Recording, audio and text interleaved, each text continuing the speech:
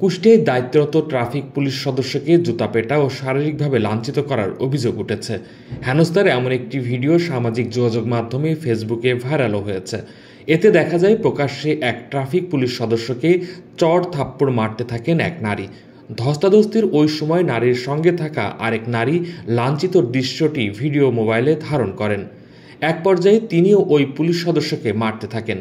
সোমবার বেলা 11:30টার দিকে কুষ্টিয়া শহরের কোর্ট স্টেশন মোড় এলাকায় এই ঘটনাটি ঘটেছে। হেনস্থার শিকার ওই পুলিশ সদস্যের নাম নাজমুল হোসেন। তিনি কুষ্টিয়া ট্রাফিক পুলিশে কনস্টেবল পদে কর্মরত।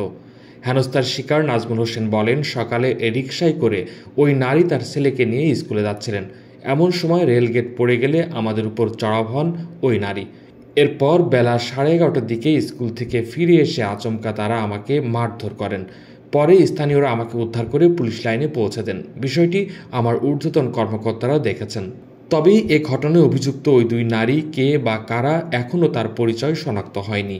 তবে কুষ্টিয়া পুলিশ সুপার মিজানুর রহমান বলছেন, অভিযুক্ত ওই দুই নারীকে খুঁজছে পুলিশ। পুরো বিষয়টি খতিয়ে দেখে আইনগত ব্যবস্থা নেওয়া হবে। কোহিনুর ইসলাম, নিউজ বাংলা, নিউজ ডেস্ক।